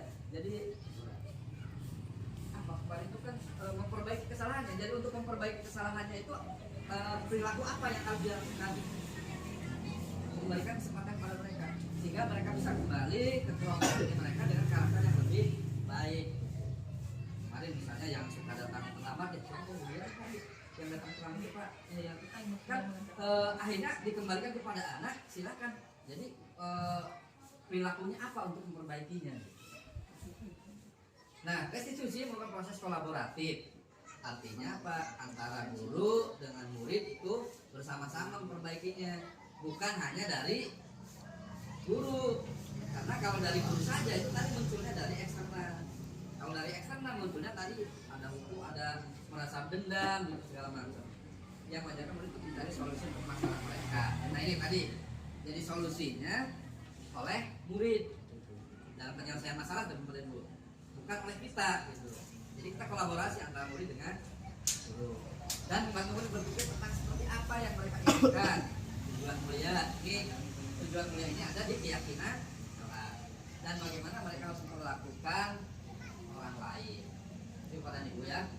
Lanjut. Nah, identitas gagal, identitas sukses. Nah, kita kan tadi sudah belajar tentang hukuman, konsekuensi, dan yang terakhir tentang restitusi. Kalau hukuman itu sesuatu yang menyakitkan harus terjadi. Tadi sudah sesuatu harus terjadi. Kalau di restitusi itu bukan pilihan. Artinya menyelesaikan masalahnya itu loh. Menyelesaikan masalahnya. tidak nyaman untuk murid anak untuk jangka waktu panjang, tidak nyaman juga. Ini menguatkan murid untuk jangka waktu panjang. Itu pada itu. Kemudian korban mendapat keadilan, korban bisa diabaikan, korban mendapat ganti. Ya, murid anak akan tersakiti, mudah juga tidak nyaman, murid anak mendapat penguatan. Itu ya, dan ibu dengan restitusi, artinya mereka mendapat kesempatan dari dirinya sehingga mereka akan menjadi kuat. Perilaku agresif meningkat, masih agresif, penguatan hanya bertahan dalam jangka waktu pendek. Nah, kemudian masalah terpecah. Kalau dengan restitusi masalah terpecahkan. Sistem tidak akan berjalan bila murid tidak takut. Memerlukan monitoring. Ini di sini jelas ini. Kalau misalnya anak-anak seperti tadi tidak memberikan kontrol kepada kita, kan tidak akan jalan. Kalau anaknya tidak takut, kalau anaknya mengeyel dapat esok ayahnya wanian dulu, langsung dihukum mah. Ini masalahnya di sini. Nah, tapi kalau dengan di institusi, murid belajar bertanggung jawab untuk berlaku hanya pada sebuah institusi, tidak berlanjut pada kehidupan nyata, membantu penonton berperaturan masyarakat, fokus pada pemecahan masalah dalam jangka waktu panjang. Intinya untuk jangka waktu panjangnya supaya anak punya karakter yang baik. Peraturannya adalah kamu harus apa peraturannya? Nah ini nih. Jadi kalau yang konsekuensi mah peraturannya apa? Dihubungkan dengan aturan. Apa yang kamu yakini? Nah bedanya kalau di restitusi, jadi dia yang keyakinannya itu. Jadi apa gunanya keyakinan itu ya untuk di sini kita kembalikan ke keyakinannya. Nah apa yang bisa kamu lakukan untuk memperbaiki masalah ini? Ini di sini ya. Murid anak membenci peraturan, murid anak menghormati peraturan, murid anak menghormati dirinya. Negatif, netral, positif. Jadi kalau hukuman itu jelas negatif, kalau konsekuensi itu netral, kalau restitusi itu positif. Hasilnya itu, maksudnya untuk anak, ke karakternya. Lanjut terus lah. Ciri-ciri restitusi, itu nanti bisa baca ya. Itu kesalahan, hubungan, dan paksaan. Cara yang paling baik, nah ini yang saya garis bawahi bahwa restitusi ini fokus pada solusi.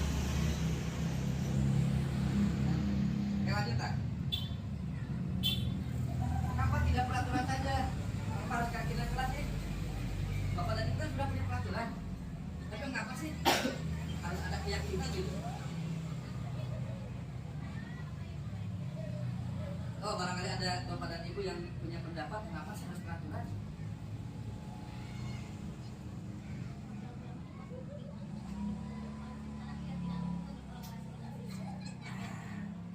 Betul. Kalau peraturan itu sepihak kan? Kalau keyakinan kan kolaborasi dengan siswa. Itu kesepakatan kan? Itu kalau teman-teman kesepakatan itu ada di kolaborasi gitu. Ya. Nah, kalau sepihak saja tentu tadi motivasinya kan eksternal. Tapi kalau dengan restitusi itu akan yang terjadi adalah motivasi internal. Nah, ini Bapak dan Ibu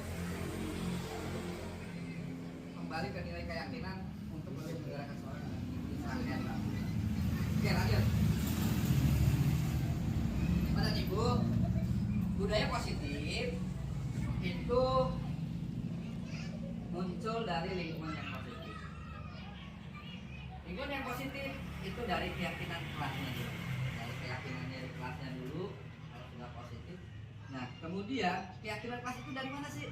Sebenarnya dari peraturan. Jadi ketika membuat keyakinan kelas kepada Ibu, itu dari peraturan dulu. Ya, lanjut ya. Kemarin juga kan, kemudian kebetulan ini dari Cilayu kemarin sudah melakukan praktik untuk itu. Memang saya juga melakukan.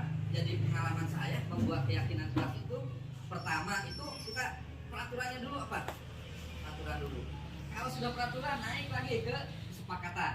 Pernah yang sampaikan tadi. Kalau sudah kesepakatan, nah kita ambil dari kesepakatan itu, kita ambil nilainya yang paling utama. Misalnya peraturannya tidak boleh datang terlambat, maka keyakinan kelasnya adalah yang paling utama adalah di sini adalah disiplin. Lanjut tak? Coba Bapak dan Ibu kita Ini ya. Mari kita lihat. Selalu kembalikan buku ke tempatnya. Kira-kira keyakinan kelasnya apa? Maka dari kemudian selalu kembalikan buku ke tempatnya. Tanggung jawab. Bisa. Dilarang mengganggu orang lain. Berarti keyakinan kelasnya saling menghargai. Betul. Hadir di sekolah 15 menit sebelum pelajaran dimulai. Disiplin, ya disiplin waktu. Dilarang melakukan kekerasan. Keyakinan kelasnya apa? Dilarang melakukan kekerasan. Cinta damai bisa, cinta damai bisa. Ya,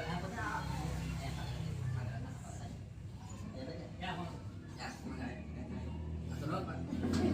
Apa saja sambil ada panjang doangan. Dilarang mengenal narkoba. Apa coba kepada ini? Kalau dilarang mengenal narkoba, berarti keyakinan kelasnya apa? Kalau kita pakai narkoba, kesehatan. Ya. Kemudian bergantian temu giliran, saling menghargai. Bisa ya? Apa saja? Tertib, betul bisa boleh antri. Gunakan masker. Gunakan masker apa? Ah ya betul kesehatan. Tapi kalau maskernya untuk ibu-ibu, untuk apa? Kecantikan. Jangan berada di kelas atau koridor. Apa ini? Tertib ya. Nah lanjut Pak. Nah ini Bapak dan Ibu. Cara ambil sama ya. Jangan beda jauh lah. Ini sama kan kesehatan. Nah ya, itulah keyakinan kelas Bapak dan Ibu. Kenapa kita harus buat ini sih? Itu ketika ada masalah dan tadi kita selesaikannya, kita kembalikan ke anak itu. Oh keyakinan kelasnya apa sih?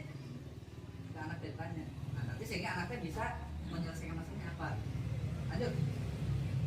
Nah, Bapak dan Ibu, ada 5 kebutuhan dasar manusia. 1 untuk bertahan hidup. Misalnya kita butuh minum untuk bertahan hidup, kita butuh makan. Nah kemudian ada juga love and belonging atau kasih sayang dan bisa diterima.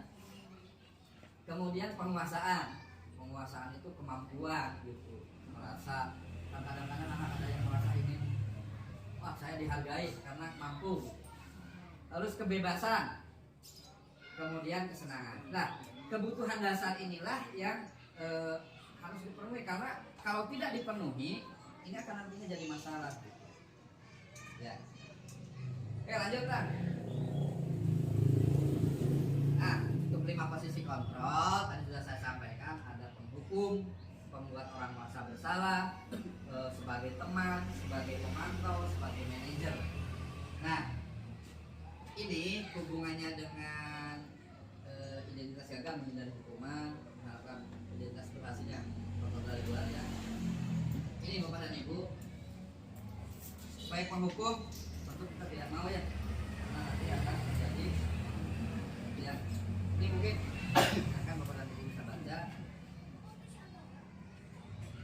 Nah, posisi kita di mana sih yang paling bagus? Coba Bapak dan Ibu silakan, posisi kita kira-kira di mana yang paling bagus? Apakah kita sebagai penghukum, sebagai pembuat orang merasa bersalah, sebagai teman, sebagai pemantau, atau sebagai manajer? Tentu yang paling baik adalah sebagai manajer. Minimal kita sebagai pemantau. Itu. Kenapa? Karena dengan manajer, dengan sebagai manajer, jadi kita akan memaafkan pribadi orang tersebut, anak tersebut. Murid melakukan dirinya sebagai individu yang positif dalam dunia berkualitas. Itu ya. Lanjut. Nah ini yang kemarin sudah kami lakukan di Cilayung, ada namanya yang pertama adalah validasi, stabilkan identitas dulu. Stabilkan identitas itu misalnya gini, ketika ada anak yang mendukung, kemarin itu dia gimana?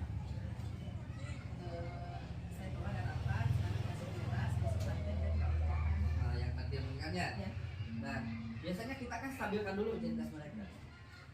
Misalnya dengan berkata, setiap orang pasti pernah melakukan kesalahan, gitu. Atau kamu bukan satu-satunya yang pernah melakukan kesalahan seperti ini. Bapak juga pernah melakukan itu. Langkah pertama itu sana. Jadi untuk menyelesaikan masalah teh stabilkan dulu identitasnya dulu. Selanjutnya validasi kebutuhan. Kamu tentu punya alasan mengapa melakukan itu. Atau adakah cara yang lebih efektif mendapatkan apa yang kamu butuhkan? Jadi menanyakan alasannya ya. Dan terakhir menanyakan keyakinan. Nilai apa yang telah kita sepakati? Kamu ingin menjadi orang seperti apa? Tuh. Lanjut kan? Nah ini. Nah Bapak dan Ibu silakan. Ini contoh untuk menstabilkan identitas. Ya.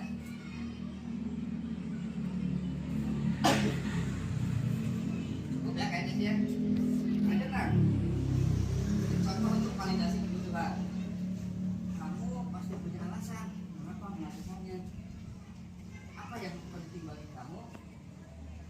Oke lanjut kan? Menanyakan keyakinan. Apa? Apa nilai yang kita percaya di kelas atau sekolah kita? Atau apa keyakinan kelas kamu? Banyakin lagi dulu lah dalam menyelesaikan. Lanjut tak? Aksi nyata pembuatan keyakinan kelas penerapan studi. Jadi aksi nyata saya punya dua ya. Satu pembuatan keyakinan kelas, dua penerapan. Kayak di lanjut tak? Lanjut. Klik. Nah. Oke, di aksi nyata langkah pertama saya laporan dulu ke ibu kepala sekolah. Ke atas dulu kan?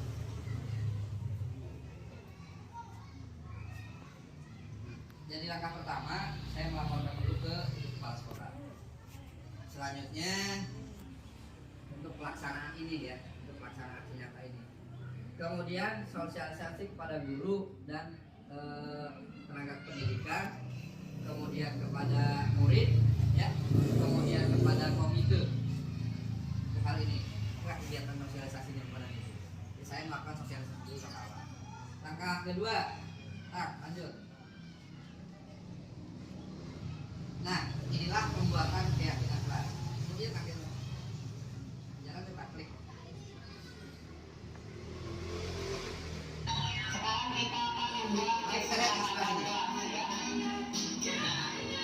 Ini yang dilakukan oleh Pak Nanda ya. Aturan kita dalam belajar ikhlas itu harus seperti apa saja yang tidak boleh dilakukan, Pak. Jadi akan menjadi aturan di kelas kita selama 1 tahun ke depan, Pak. Ada konsekuensinya tentunya setiap kesepakatan yang dibuat ada konsekuensinya. Misalnya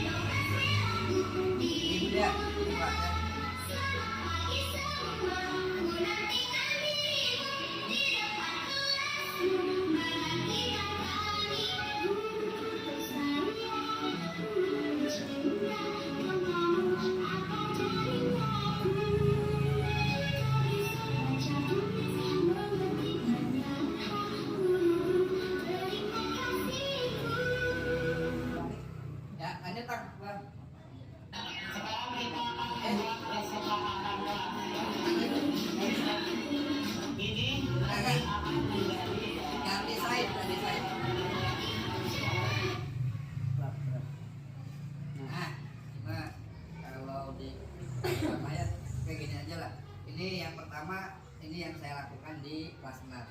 Pertama untuk penjelasan, kedua anak menuliskannya, ketiga tampilnya. Oke, coba aja kita lihat aja. Nah,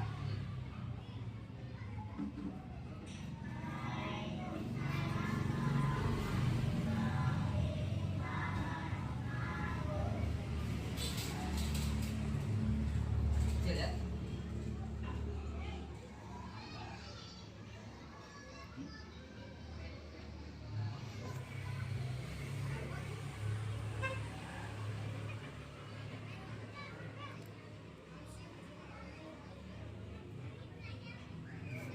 Itu awal ya. Kemudian lanjut ke situ. Klik. Ya.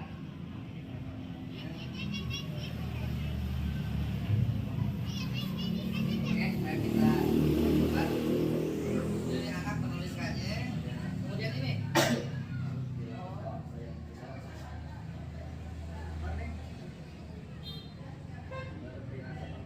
Nah, anak menuliskannya pada ini ya. Terakhir. Nah.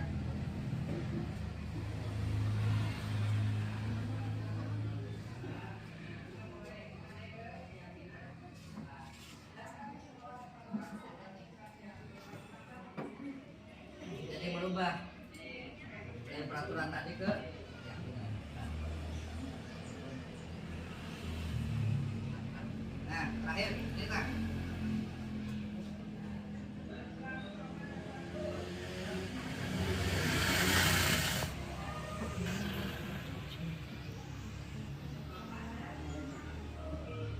Ngelek. Nih. Nah, kita mengubah, kita tinggal merekamnya aja. Tuh, kita lihat tadi.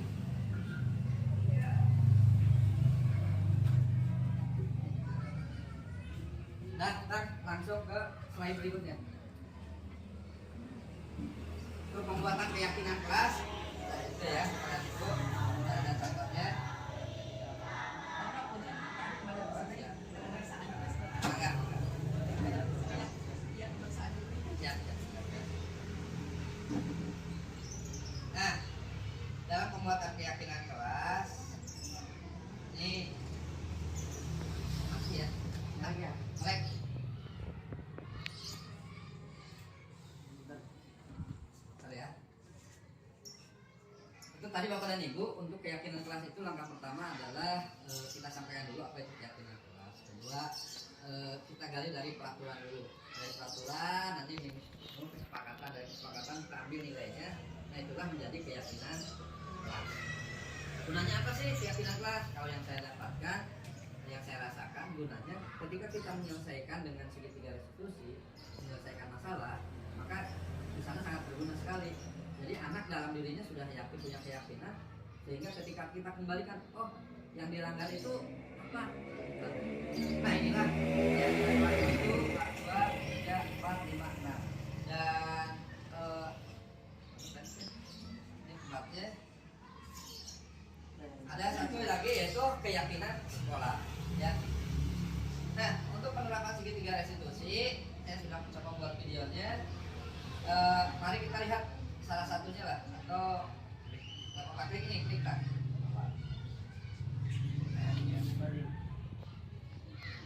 Melek kan? Nah,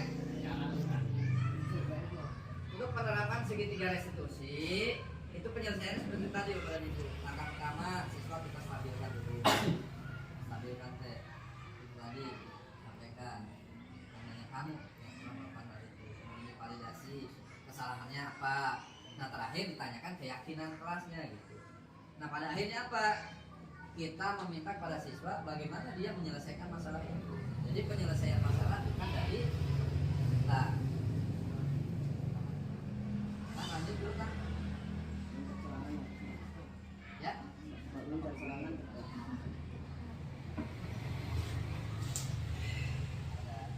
Salah ya, videonya ya.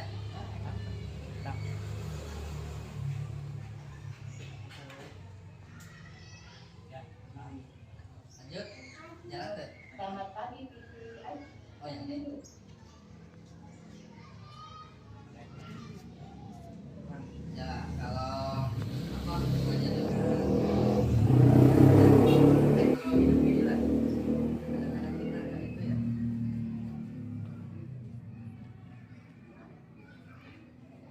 Bukan mulai bisa tidak? Mulai.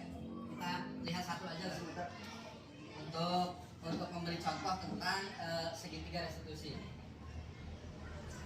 Penerapan segitiga restitusi.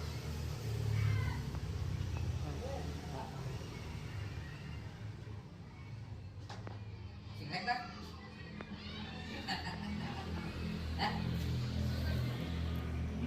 Nah, oke Bapak dan Ibu, sambil menunggu ini jalan ya dengan Ibu, kami memberikan kesempatan, saya memberikan kesempatan kepada teman-teman barangkali untuk menyampaikan pendapat, bertanya.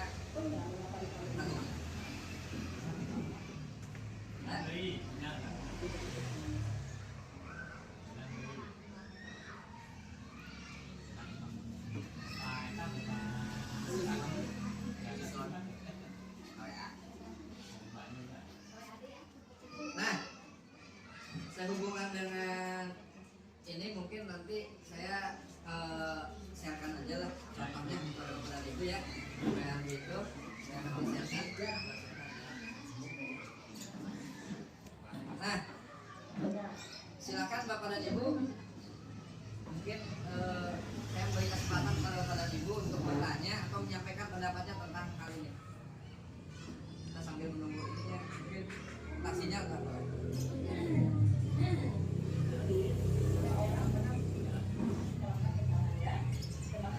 Stabilitas kan dulu.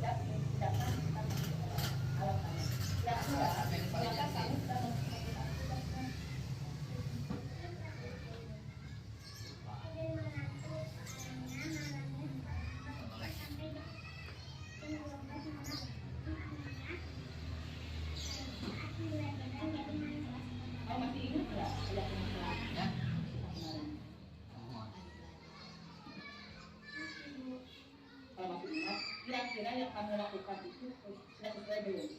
Dengan kira-kira belum. Realitas mana yang kita tahu? Nah, ternyata kamu tahu. Lalu apakah kamu punya solusi untuk masalah ini? Solusinya dari anak.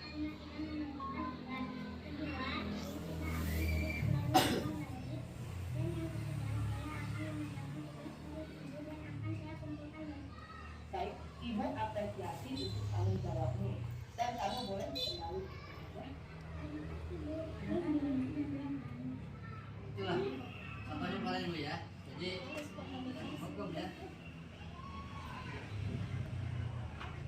Ayo, kata.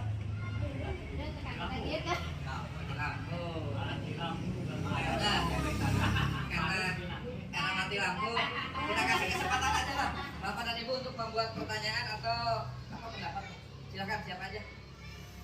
Boleh dari ketua boleh. Boleh Pak Ketua silakan. Ya begini Pak, mengenai disiplin tadi ada disiplin eksternal dan disiplin Motivasi. yang motivasi ya, yang mana kebanyakan kita cuma Ya. ya umumnya Betul. mungkin belum paham mengenai ya. Nah selanjutnya permasalahan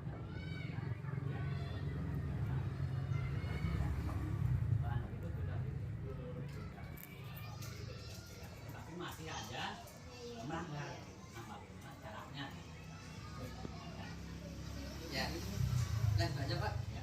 Terima kasih. Itu tadi kan kita tadi punya ada konsekuensi yang terakhir itu eksekusi. Nah, kalau tadi katakan oleh Pak Tuan tadi sudah disampaikan bahwa sudah dihukum, sudah itu masih tetap ngeyel. Nah, itu kenapa sih bisa terjadi begitu? Karena motivasinya eksternal gitu. Karena motivasinya itu dari eksternal, dari luar aja gitu. Dia melakukan itu karena dari luar gitu, bukan dari dirinya sendiri. Oleh karena itu, maka menurut saya solusinya pakailah restitusi gitu. Jadi di dalam restitusi itu seperti tadi sudah dilihat oleh Bapak dan Ibu, kan pertama stabilkan dulu, kemudian validasi kesalahannya apa, kemudian terakhir menanyakan keyakinannya dia. Artinya motivasinya dari intrinsik, dari diri dia. kalau dari diri dia, saya yakin kalau datangnya dari niat, dari hatinya itu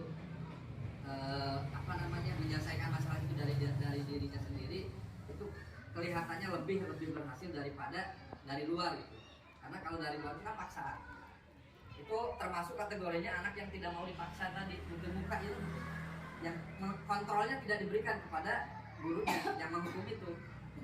Jadi kalau dia kan orang kan punya kontrol masing-masing. Kalau kontrolnya tidak diberikan, ya nggak bisa apa-apa gitu. Itu masalahnya. Tapi kalau dia kita sentuh hatinya supaya muncul motivasi intrinsiknya. Ketika motivasi intrinsiknya sudah muncul, tanyakan keyakinannya apa, kemudian penyelesaian masalahnya juga dari dia, Pak. Saya yakin kalau penyelesaian masalahnya kan bukan dari dia dan bukan dari kita, bukan dari penghukuman, bukan dari guru itu. Kalau dia yang menyelesaikan masalahnya, insya Allah lah kayaknya sih akan patuh pada apa yang dia sampaikan. Itu mungkin yang bisa saya sampaikan sih. Jadi penyelesaiannya adalah dengan segitiga restitusi. Dengan restitusi itu mungkin kalau untuk lebih jauh mengenai teorinya, insya Allah nanti saya akan berbagi dengan Pak Dokter teorinya itu. Jadi ilmu yang saya dapatkan itu biasanya kita menghukum atau hanya memberi penghargaan gitu. Tapi yang terakhir ini dengan konsekuensi ya, dengan yang terakhir dengan restitusi ini yang sangat berguna sekali ini. Enggak Bu? Enggak? Ya. Tuh, lanjut. Oke. Maka dari yang lain. Ya, terima kasih. Mungkin ini ya seperti tadi katanya berarti identitasnya adalah dengan Inggris ya dari dirinya. Kita pengalaman dari kehidupan sehari walaupun anak juga tetap ada harus kedua ada mungkin langsung di koran saya langsung kan Stimulus responnya ya. porsi. Ya udah porsi.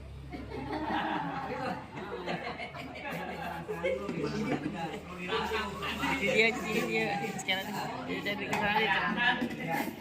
Jadi tidak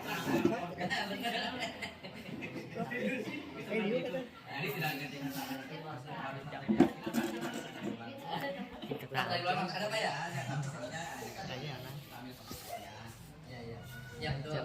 Saya juga seperti ini juga. Jam film ini. Betul ya.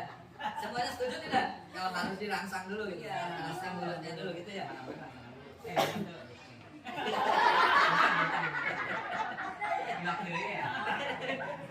Enggak masalahnya yang merangsangnya. Stimulus respon itu ya. Ya memang yang ada. Ya setuju ya. Jadi kita memang tidak bisa mengabaikan itu saja kan. Ya. Kalau itu kita bersama kayak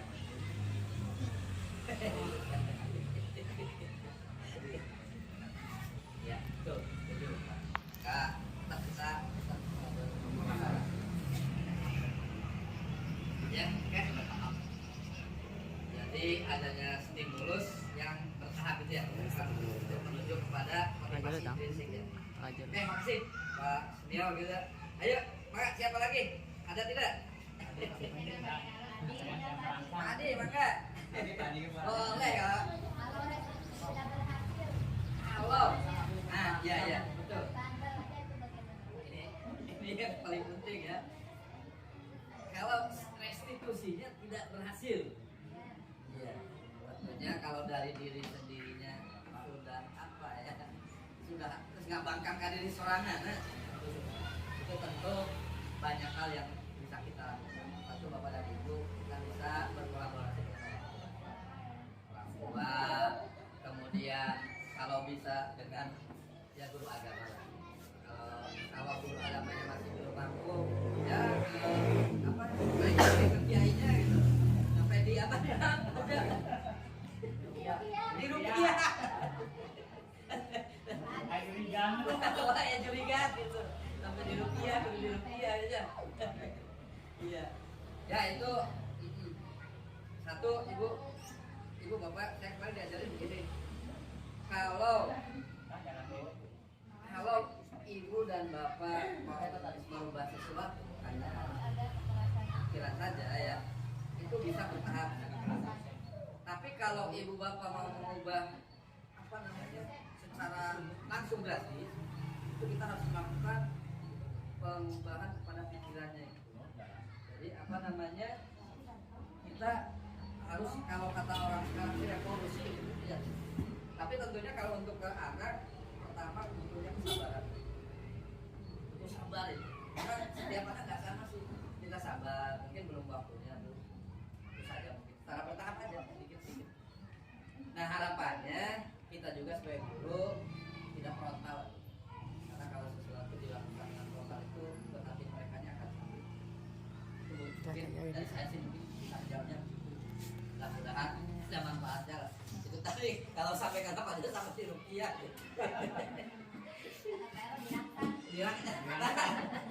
dirangsa. Itu mungkin Bapak dan Ibu yang bisa saya sampaikan. Yang ini bisa nggak? Atau gimana? Kesempatan aja lah. Barangkali Bapak dan Ibu juga sudah itu. Kita ini kan kalau ke Bandung sampai namanya ini. Ya. Ada soalnya?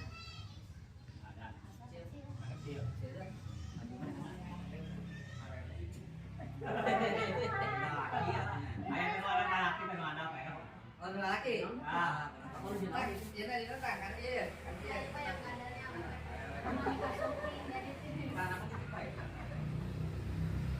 Bisa ya. Nah, ya. Diri itu ekor sih itu kan. Karena berada di sana kalau kita ke Iya, Pak, datang. di ruang mereka.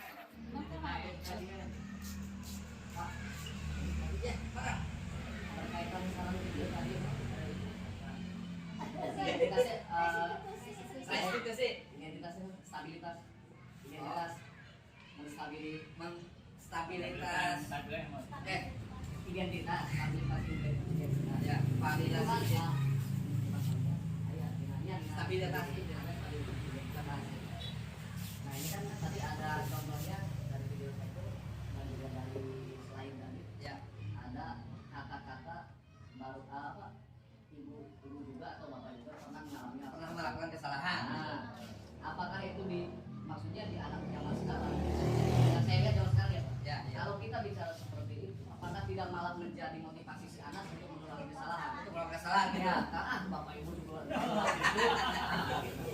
Apakah ya sepertinya itu bahasa seperti itu karena kayaknya tidak nyangkut kalau dipakai Untuk sekarang gitu. sekarang. Kurang jujur terima kurang. Nah, maksudnya memakai kata udah jangan mencontohkan kita lah. Kalau orang lain lah boleh lah tuh itu juga apabila gitu, mungkin bisa. Kalau kita nanti kamu jadi motivasi ke anak Untuk itu ya anaknya gitu.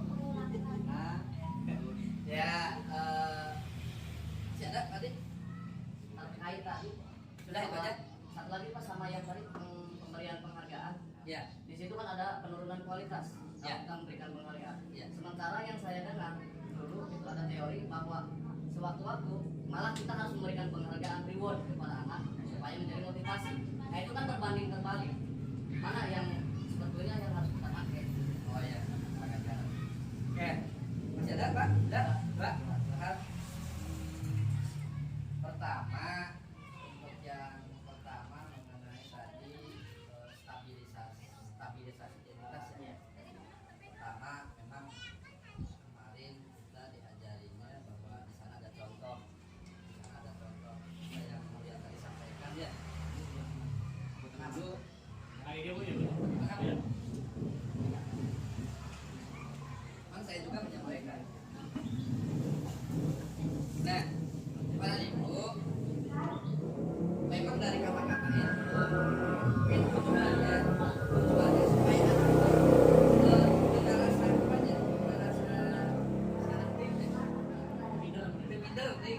tujuannya mungkin ke sana, Pak. Kalau saya sih menangkapnya. Jadi ketika membandingkan dengan kita, wah, aku juga pernah, tapi sekarang kan sudah lebih baik kan, sudah jadi guru kan gitu.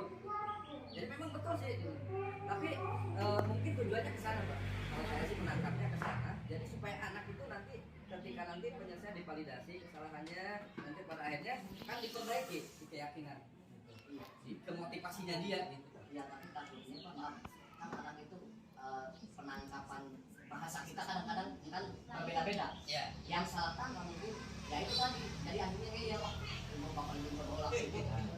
Nah, biar gitu takutnya maksudnya seperti itu. Iya betul. Kalau yang anaknya bagus Pak iya jadi motivasi untuk memperbaiki. memang kekhawatiran kita Pak ya. Betul ya. Tapi kalau menurut saya sih pada akhirnya karena itu kan masih tahap 1 dan tahap 2 divalidasi dulu kan tadi itu stabilisasi dulu. Setelah stabil baru kita validasi kesalahannya apa. Dan terakhir yang paling utama Pak itu kan keyakinan kelasnya. Menanyakan keyakinan Pak. Nah di sanalah mungkin yang paling utama memperbaikinya itu Pak. Jangan sampai namun di ulang urutan guru kan gitu tuh mungkin di sana perbaikannya Pak. Itu sih pendapat saya, tapi saya ada pendapat yang bagus yang mungkin pemikiran yang bagus ya Pak. Nanti saya akan ke sana. Ini kan masih proses Pak saya juga. Nah nanti saya akan tentang hal ini ke forum di sana di apa namanya di terima kasih. Untuk yang kedua itu Pak.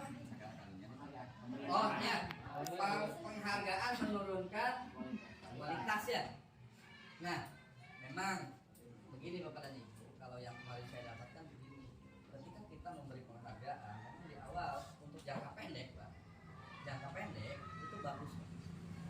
Tapi untuk jangka panjang, anak itu akan berganti dengan sehingga ketika kita tidak memberi penghargaan kepada dia, otomatis kan dia tidak melakukan. Nah, otomatis kualitas menurun. Itu sih yang saya dapat kemarin teorinya tinggal mengatur waktu aja. Nah, ya mungkin. Tadi ya, kita tadi yang biasa dia itu bidang prestasi, nanti yang lainnya terus terusan itu biasa. Kebiasaan gitu. Kan ala bisa karena biasa. Ya. Itu tidak langsung turun, pasti udah biasa. Ya yang Karena karena dulu. mungkin yang terlalu merdeka itu. mungkin yang maksud begini Pak, kalau nih Teori. kalau kita misalnya tanpa penghargaan, tanpa diberi penghargaan, kan otomatis akan ada yang kerja. Iya, kalau diberi penghargaan saya kan lagi. iya betul sih. Ganjaran kalau dulu dapat ganjaran. Nah, nanti untuk ya, ganjarannya Kan itu masukan. ya. Oke, itu sih menurut hasil yang saya sampaikan tadi adalah sebuah hasil penelitian Pak mungkin yang sekarang. Kemudian yang dan yang ketiga Pak Adit tentang apa tadi? Ya. Ini Malah meningkatan. Malah meningkatan ya. iya. Jadi ini adalah penilaiannya di jangka panjang, jangka pendek ketika pemberian hadiahnya. Maksudnya kalau anak tidak diberi hadiah, kan itu kan motivasinya eksternal. Yang dimaksud adalah menunjukkan motivasi internalnya.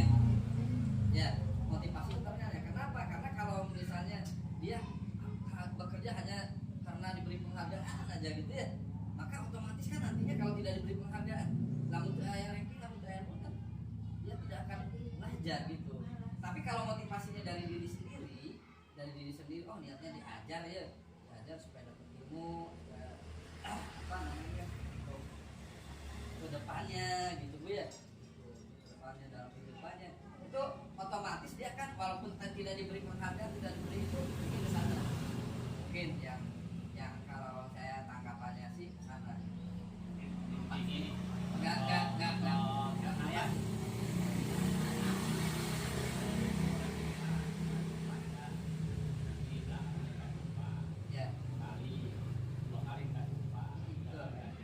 Nah selanjutnya kalau tidak dikasih upah tidak mau. Nah betul. Itu mungkin Iya betul. tidak dikasih upah tidak mau. Ya. Mulai dari dulu. Nah itulah. Betul mungkin apa namanya hasil penelitiannya itu begitu Pak Ibu. Nah mungkin dari penjelasan Pak Dokter mungkin harus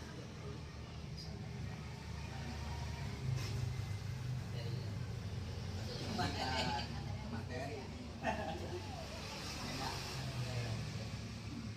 bisa diganti slide-nya Bang. Kita ganti slide aja. Connect.